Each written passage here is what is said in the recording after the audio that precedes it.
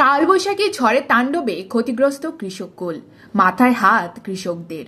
শনিবার রাতে ভয়ঙ্কর কালবৈশাখী ঝড়ের তাণ্ডবে ক্ষতিগ্রস্ত খোয়াই জেলা সহ এর আশপাশ এলাকাগুলির বিভিন্ন কৃষি ক্ষেতগুলি। খোয়াই জেলার মধ্যে তেলিয়ামুড়া মহকুমার 22 গড়িয়া এলাকা রাজ্যের একটি কৃষি প্রধান এলাকা।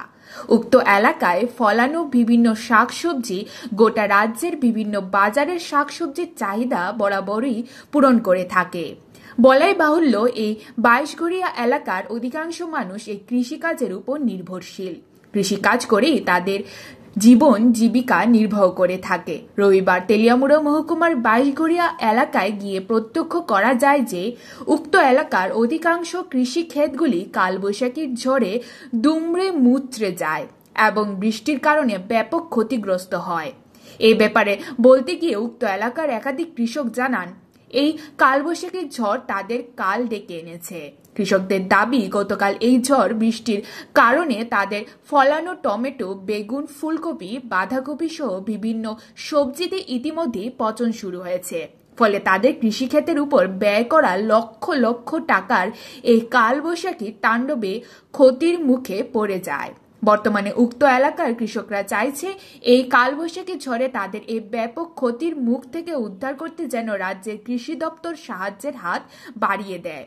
অন্যদিকে একাংশের দাবি, ফসল নষ্ট হয়ে যাওয়ার কারণে এবছর খোয়াই জেলা, তেলিয়ামুড়া মহকুমা সহ রাজ্যের বিভিন্ন বাজারে সবজির সংকট দেখা দিতে পারে।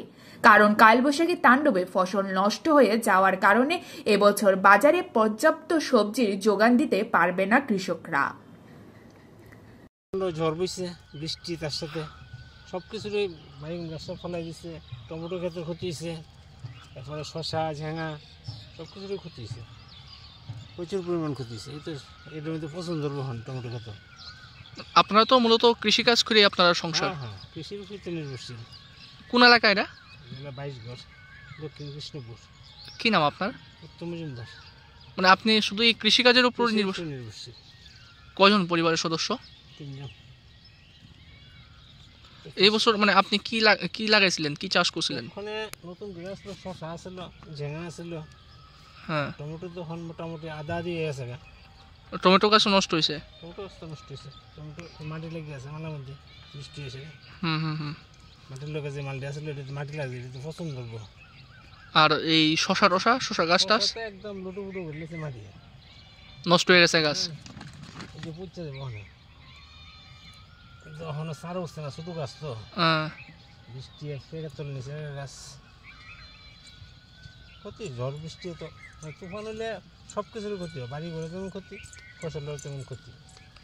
বাতাসে গাছটা দুই দিকে বাইরে আছে, এটা তো সহ্য করতে পারে না। Bureau report, জনদর্পণ।